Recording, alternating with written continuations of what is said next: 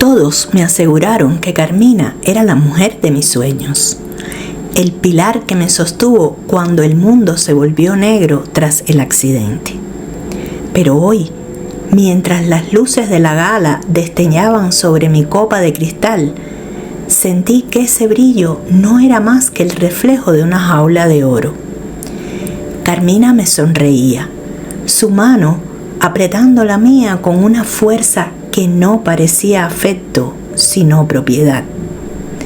En mi dedo, el diamante de compromiso pesaba como una piedra de río frío y ajeno. Ella hablaba de nuestra boda millonaria, de los planes de expansión, de una vida perfecta que yo simplemente no podía recordar. Me excusé, necesitando aire, y regresé a la mansión antes de tiempo. Al buscar algo de comodidad en el vestidor, pateé accidentalmente un par de zapatos viejos que juraría nunca haber usado. Dentro, envuelto en un rollo de tela áspera, no había oro ni piedras preciosas. Mis dedos rozaron un metal frío, opaco y pesado. Era un anillo de hierro, tosco y oxidado, escondido como un secreto prohibido en mi propia casa. Ese trozo de hierro vibraba contra mi palma con una energía que mi anillo de diamantes jamás tendría. De pronto, la puerta de la habitación se abrió de golpe. Carmina estaba allí, su rostro de porcelana deformado por una expresión de furia pura que nunca antes le había visto. No preguntó qué hacía allí, simplemente se lanzó hacia mi mano, intentando arrebatarme el objeto con una desesperación animal. «¿De dónde sacaste esa basura?», gritó, su voz perdiendo toda la dulzura que solía fingir ante las cámaras. Logré apartarme, cerrando el puño con fuerza. Su reacción no era de asco, era de miedo. Carmina intentó recomponerse, forzando una sonrisa nerviosa mientras decía que ese anillo era solo un desecho de los antiguos dueños que debía ser quemado. Pero yo no la escuchaba. Me encerré en el baño y bajo la luz potente del espejo limpié el óxido del metal. Allí, en el interior de la banda, unas letras apenas visibles cortaron el poco aliento que me quedaba. El grabado decía J y M por siempre. Al leer esas iniciales, mi cabeza estalló en un estruendo de metal retorcido y cristales rotos. Por un segundo el baño desapareció y me vi atrapado en un coche.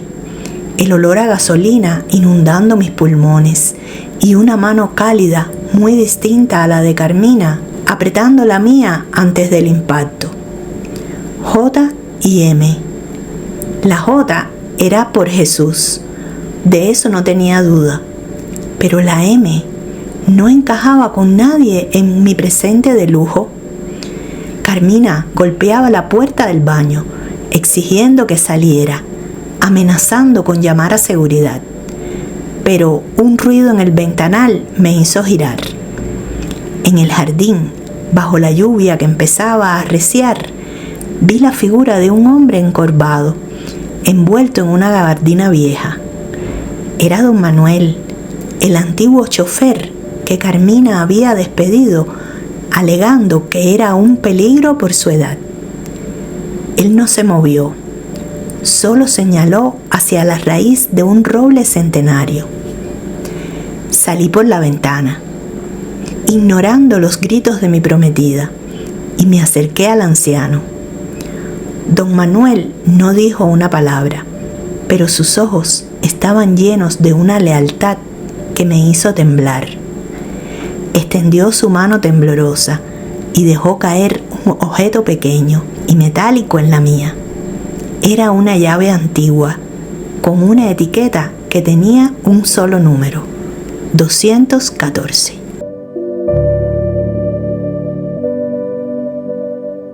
Regresé a la habitación con la llave quemándome en el bolsillo.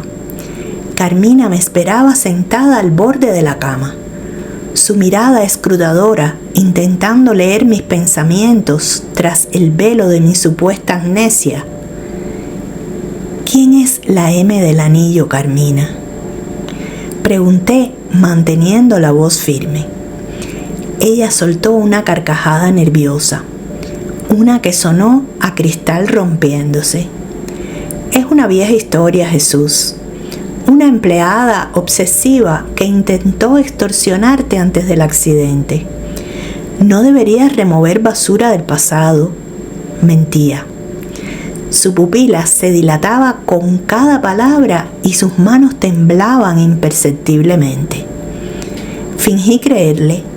Fingí que el dolor de cabeza me vencía y me recosté, esperando que el silencio de la mansión fuera absoluto.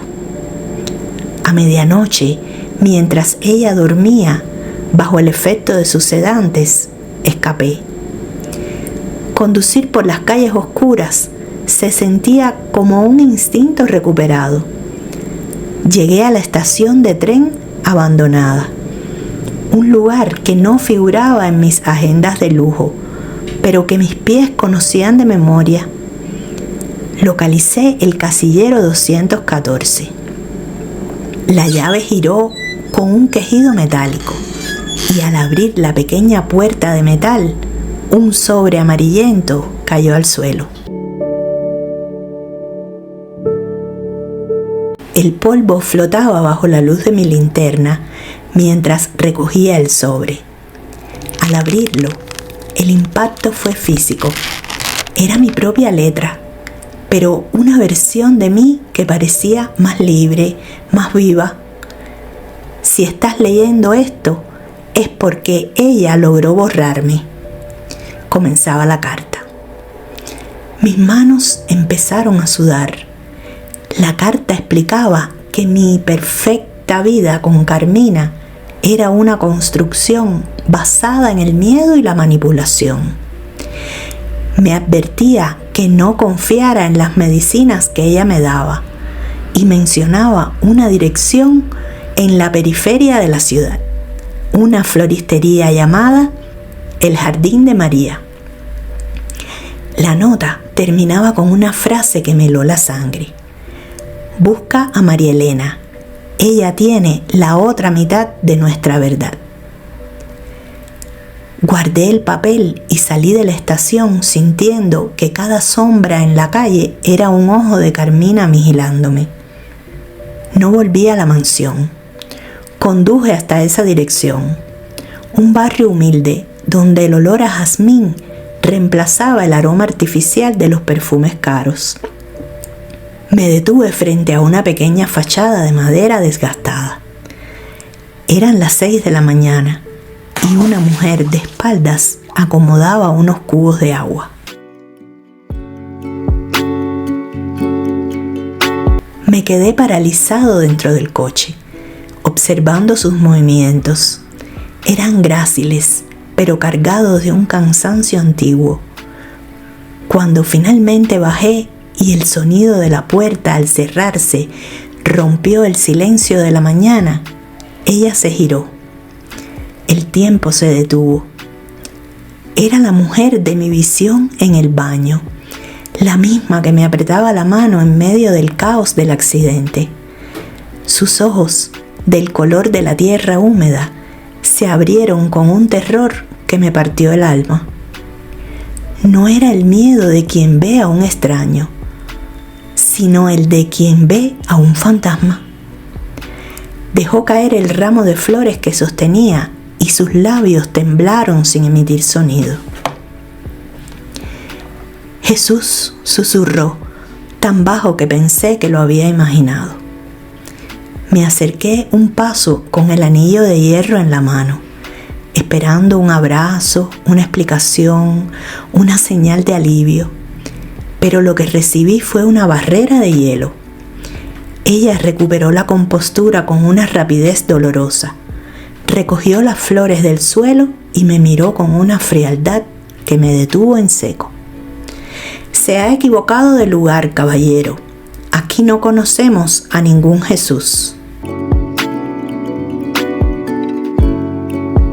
No mientas, María Elena, dije, y su nombre supo a algo que había extrañado durante 5 años. Le mostré el anillo de hierro, el grabado de las iniciales brillando bajo la luz del amanecer. Ella retrocedió, chocando contra el mostrador de madera, y por un segundo vi la grieta en su armadura. Sus ojos se llenaron de lágrimas que se negó a soltar. «Váyase de aquí si quiere seguir vivo», me espetó con una urgencia que me erizó la piel. «Carmina cumplirá su promesa si descubre que me ha encontrado». En ese momento comprendí que su rechazo no era falta de amor, sino un acto desesperado de protección. Ella no temía por su vida, temía por la mía. Justo cuando iba a insistir, una cadena fina que ella llevaba al cuello se enganchó en una rama de rosal, revelando lo que colgaba de ella. No era una joya, era el hueco exacto para un anillo, una marca de desgaste que el metal que coincidía perfectamente con la pieza de hierro. Antes de que pudiera decir nada más, el rugido de un motor conocido rompió la calma de la calle. Era el auto negro de Carmina, doblando la esquina a toda velocidad. Apenas tuve tiempo de ocultarme tras una furgoneta de reparto antes de que el coche de Carmina frenara en seco frente a la floristería. La vi bajar, con el rostro endurecido, interrogando a María Elena con una frialdad que me revolvió el estómago. Ver a la mujer que amaba siendo intimidada por quien yo creía mi salvadora encendió una rabia que no conocía. No regresé a la mansión. Usé lo que quedaba de mi influencia para entrar en los archivos policiales de mi propio accidente. El expediente era sospechosamente delgado y Carmina figuraba como la única testigo oficial. Pero entonces, oculta entre las páginas, encontré una fotografía forense descartada del chasis del coche. El corazón me dio un vuelco.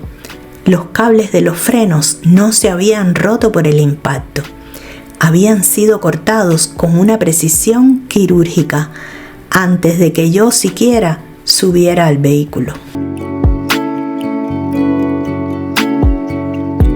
Con la prueba del intento de asesinato quemándome en las manos, regresé al jardín de María, al atardecer. Encontré a María Elena temblando entre los lirios con el miedo tatuado en la mirada. Le mostré la fotografía y luego nuevamente el anillo de hierro. Esta vez sus defensas se desmoronaron por completo. Me contó cómo Carmina, una simple asistente ambiciosa, vio en mi amnesia la oportunidad de robar una vida que no le pertenecía.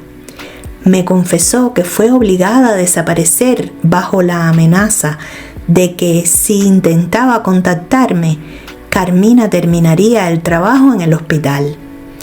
Me juró que si volvía a verte, te mataría de verdad, sollozó contra mi pecho. Cada palabra era un puñal. Comprendí que no era solo la víctima de un accidente fortuito, sino el objetivo de una ejecución fríamente calculada por la mujer que dormía a mi lado. Rodeé a María Elena con mis brazos, prometiéndole que la pesadilla se acababa hoy, que el hombre que la amaba estaba de vuelta, aunque sus recuerdos fueran todavía piezas sueltas de un rompecabezas. Por un instante, el aroma de las flores y el calor de su cuerpo me hicieron olvidar el peligro que nos acechaba. pero el tintineo de la puerta me avisó su llegada. Fue el estruendo de la madera golpeando la pared. Carmina estaba allí, con los ojos inyectados en un odio ancestral que parecía quemar el aire. Ya no era la prometida sofisticada y dulce, era una depredadora que finalmente había acorralado a su presa. Así que el fantasma y el amnésico han tenido su reencuentro, escupió con una voz que destilaba veneno. El ambiente en la tienda se volvió glacial. Estábamos atrapados y la mirada de Carmina me gritaba que no había venido a negociar. Carmina no perdió tiempo en dramas innecesarios. Fue directo a la yugular. Lanzó una carpeta sobre el mostrador de madera con un golpe seco. Tienes 1 hora para desalojar este lugar, María Elena. Soy la dueña de esta manzana y tendré las excavadoras aquí al mediodía, si Jesús no se sube al coche ahora mismo.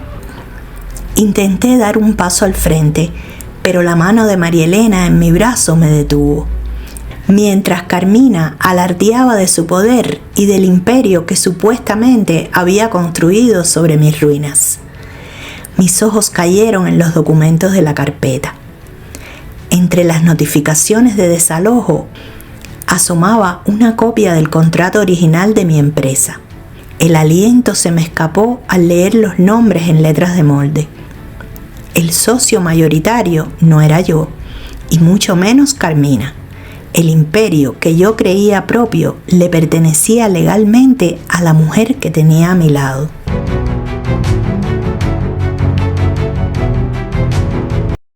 Mantuve mi rostro impasible, mientras el eco de la verdad retumbaba en mi pecho. María Elena, la mujer a la que había olvidado, era el corazón de todo mi éxito, mientras Carmina solo era un parásito alimentándose de una fortuna robada. Pero sabía que si la enfrentaba ahora, con su poder y sus abogados, María Elena acabaría en la calle, o algo peor.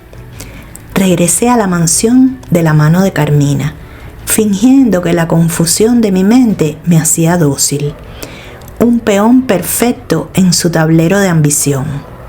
Sin embargo, esa noche el velo terminó de caer. Carmina entró en el despacho con una frialdad que helaba la sangre, colocando un fajo de documentos sobre el escritorio.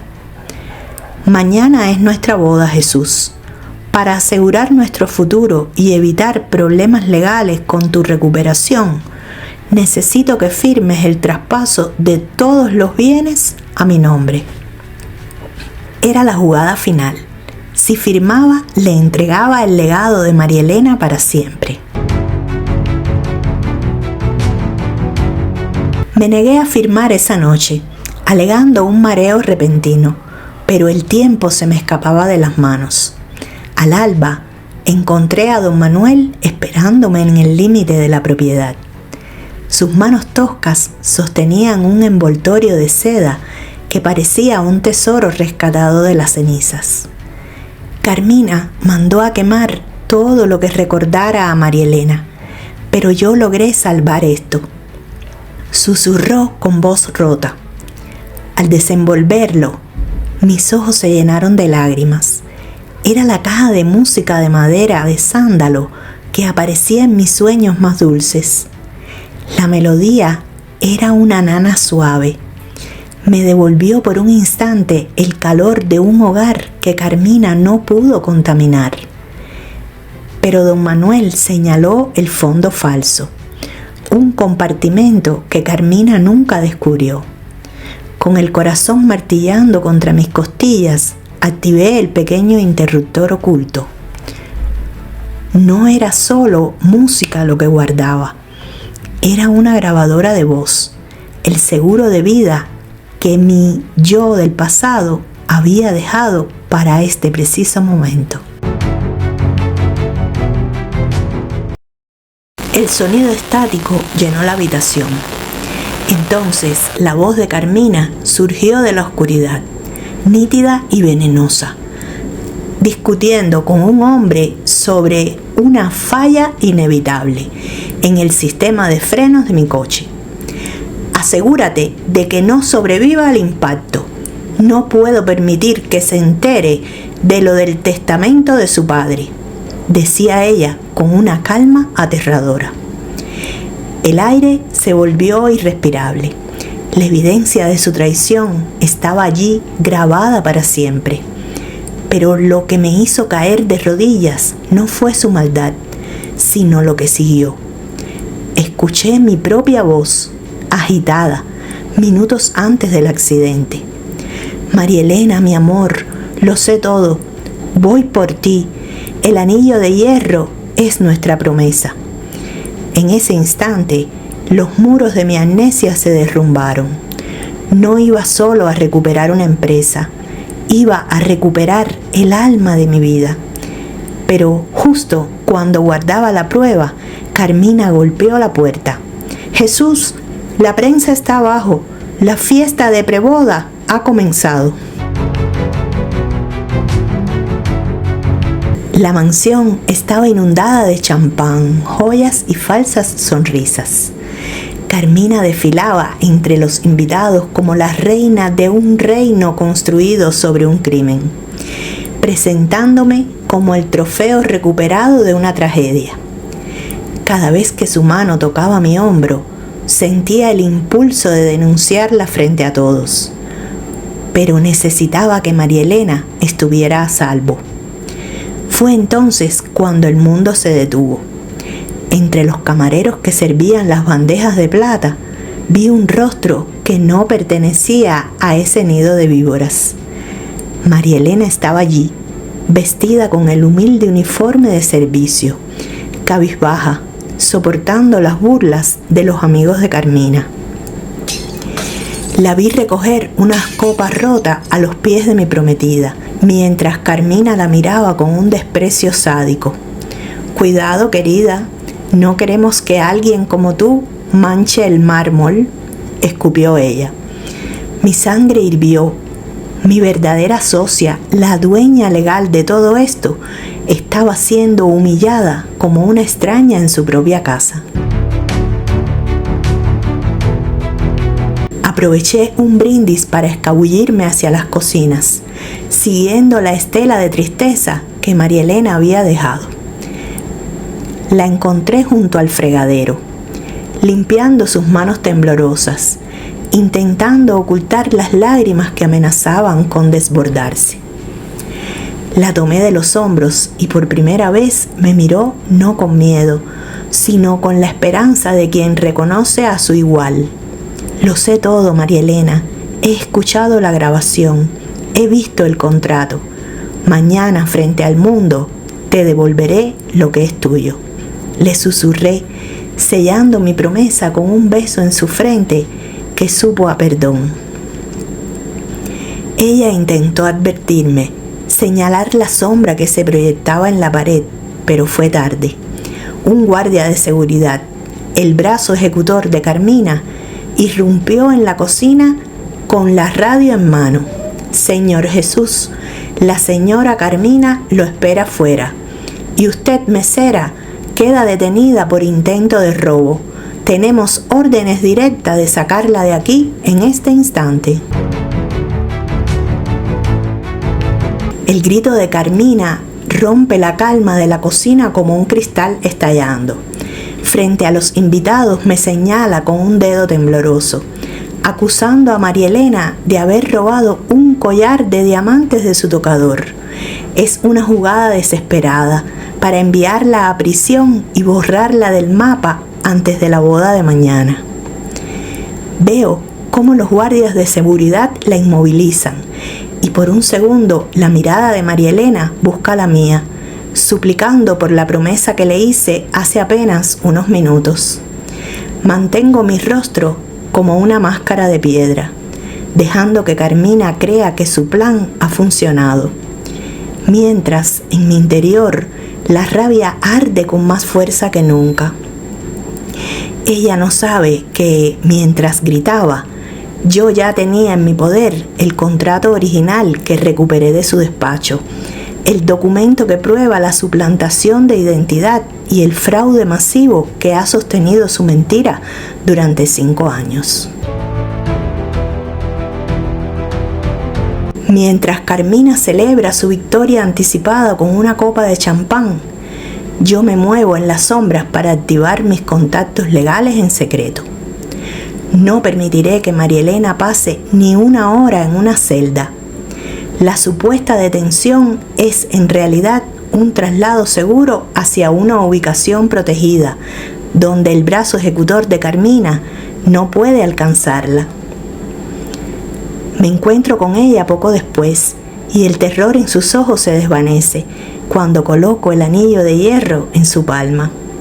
Confía en mí una última vez, le susurro, sintiendo que el peso de ese metal tosco es más valioso que toda la fortuna que Carmina intenta robar.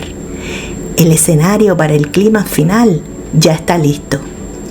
Carmina cree que mañana se casará con un imperio, pero no sabe que está caminando directo hacia su propia ruina frente a todo el mundo. Ha llegado el 14 de febrero. La gala de San Valentín es una exhibición obscena de lujo, un océano de seda roja y diamantes que Carmina ha orquestado para su gran triunfo final.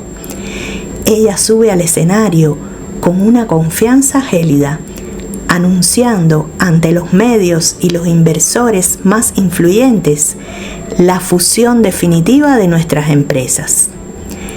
Está convencida de que tiene mi firma y mi voluntad bajo su control total y me mira con una sonrisa depredadora, esperando que suba a su lado para sellar el contrato que le entregará todo legalmente. El salón aplaude, ignorando que bajo el brillo de las lámparas de cristal se esconde el rastro de un intento de asesinato.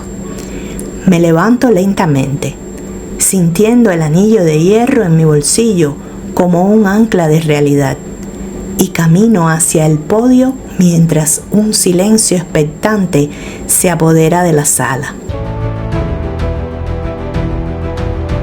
Antes de firmar, quiero que vean nuestra verdadera historia, digo con voz firme, haciendo una señal a la cabina de control. Las luces se apagan y la pantalla gigante que debía mostrar fotos de nuestra supuesta felicidad comienza a reproducir algo muy distinto. No es un video romántico, es la grabación oculta de la caja de música que Carmina intentó destruir y que don Manuel rescató de las cenizas. Su voz resuena en todo el salón, clara y venenosa, discutiendo con un mecánico los detalles técnicos de cómo cortaron los frenos de mi coche para que no sobreviviera al impacto. El horror se dibuja en los rostros de los invitados, mientras la confesión de Carmina se reproduce en bucle ante las cámaras de televisión. Ella grita que es un montaje, pero su rostro descompuesto bajo la luz de los proyectores dice todo lo contrario. La máscara finalmente ha caído para siempre.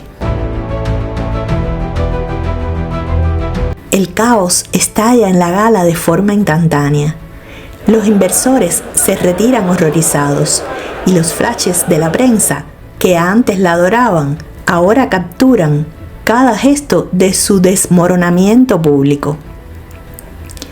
Carmina intenta abrirse paso hacia las salidas laterales, pero el cordón policial que solicité horas antes bloquea cada puerta del salón.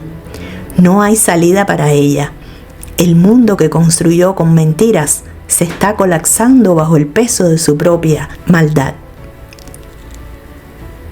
La veo forcejear, perdiendo toda la sofisticación que tanto le costó fingir, mientras comprende que el hombre al que creía haber borrado del mapa está más presente que nunca. El imperio de papel se incendia ante los ojos y cada grito suyo solo confirma su culpabilidad ante los jueces que ahora la observan desde cada esquina de la lujosa sala. Me planto en el centro del escenario y tomo el micrófono una última vez para dar el golpe de gracia.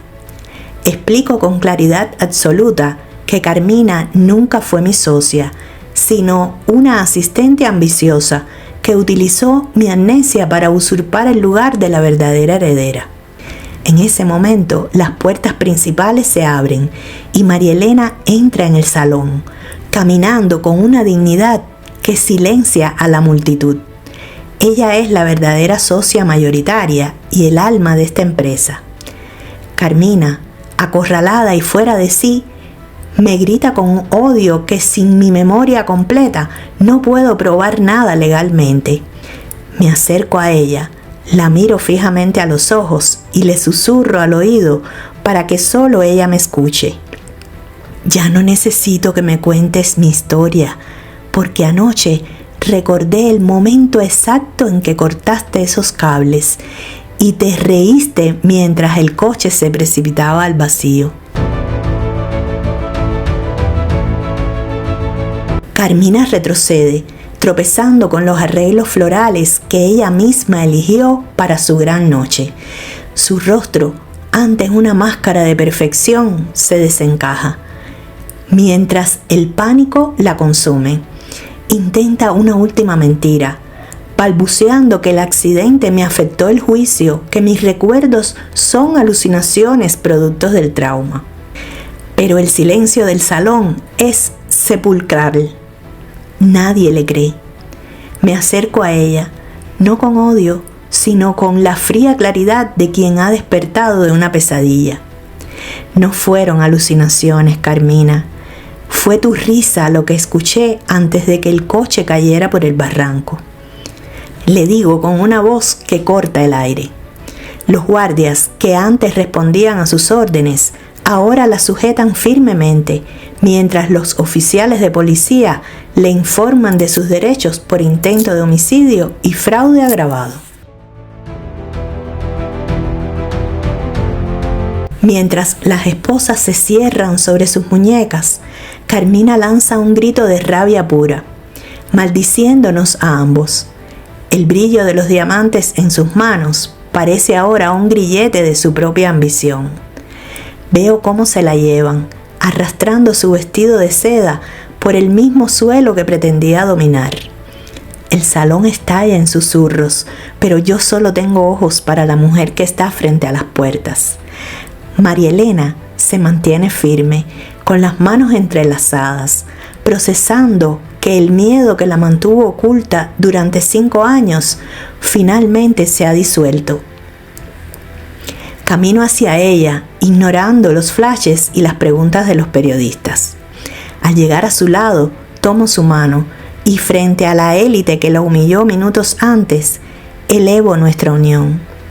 La justicia no es solo una sentencia, es devolverle el lugar a quien nunca debió perderlo.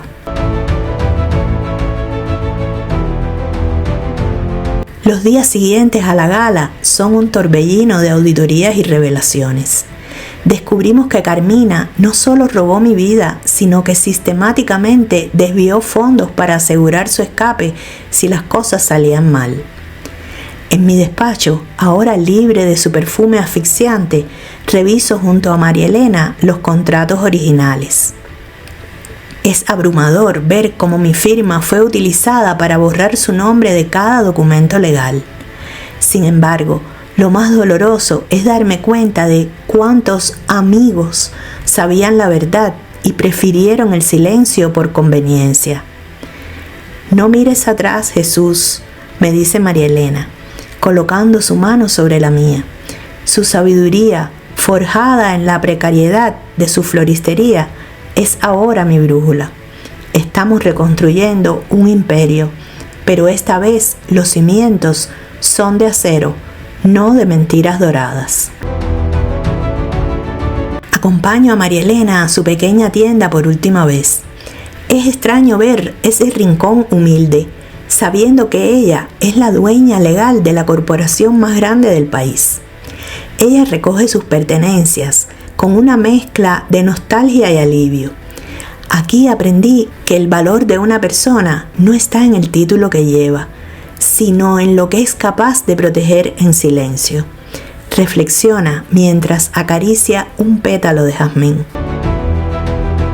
Decidimos convertir ese lugar en una fundación para víctimas de fraude, un recordatorio viviente de que ninguna sombra es lo suficientemente larga para ocultar la verdad para siempre. Al cerrar la puerta con llave, ella me mira y sonríe. Ya no hay rastro del terror que vi en sus ojos el primer día. Ahora solo queda la determinación de quien ha recuperado su destino. Regresamos a la mansión, pero el ambiente ha cambiado. Don Manuel nos recibe con una reverencia que nace del respeto, no del miedo. Juntos subimos al ático, donde comenzó mi búsqueda. Allí, entre el polvo de los años que me robaron, encontramos una caja fuerte, oculta, que ni siquiera Carmina conocía. Al abrirla, hallo los diarios de mi padre. Las páginas revelan que él siempre supo de la nobleza de María Elena y que el anillo de hierro no era solo una pieza tosca, sino una reliquia familiar que simbolizaba la fuerza para resistir cualquier tormenta. Él sabía que este día llegaría. Susurro entregándole el diario a María Elena. La conexión entre nuestro pasado y nuestro presente se siente finalmente sólida. No somos sobrevivientes de un accidente. Somos los arquitectos de una promesa que el tiempo no pudo romper. La confrontación final ocurre en la sala de juntas. Los directivos que apoyaron a Carmina esperan mi veredicto con la cabeza baja. Pero no soy yo quien toma la palabra. María Elena se sienta en la cabecera, con una elegancia natural que deja a todos mudos. Con una precisión quirúrgica, expone los cambios estructurales que realizaremos. No hay espacio para la corrupción ni para la lealtad comprada. Mientras la observo, me doy cuenta de que mi amnesia fue una bendición disfrazada. Me permitió ver el mundo sin prejuicios y encontrar el amor verdadero en la mujer más inesperada. Al terminar la reunión, el respeto en la sala es genuino. Hemos limpiado el legado de mi padre de las manchas de Carmina y por primera vez en 5 años, el aire en esta empresa se siente puro. Es el atardecer y estamos en el jardín de la mansión, bajo el mismo roble donde don Manuel me entregó la llave 214. El ruido de la ciudad parece quedar a kilómetros de distancia. Saco el anillo de diamantes, aquel símbolo de la jaula de oro en el que Carmina intentó encerrarme, y lo dejo caer en la palma de mi mano. Esto nunca significó nada, le digo a María Elena, lanzándolo lejos, hacia la oscuridad de los setos. Luego tomo el anillo de hierro desgastado y firme y lo deslizo en su dedo. Este es el único metal que merece estar en tu mano. Representa nuestra lucha, nuestra resistencia y la verdad que nos salvó. Ella me mira y en sus ojos veo el reflejo de una vida que apenas comienza, libre de secretos y llena de propósito. Nos abrazamos mientras el sol se oculta, tiñendo el cielo de un púrpura profundo. La amnesia me quitó años de recuerdos, pero la vida me devolvió algo mucho más valioso, la certeza de saber quién soy y a quién pertenezco. Jesús, me susurra ella al oído, prométeme que nunca olvidaremos lo que nos costó llegar hasta aquí. La miro con una sonrisa, sabiendo que algunas promesas no necesitan palabras para mantenerse vivas. El anillo de hierro brilla con una luz propia bajo la luna de San Valentín.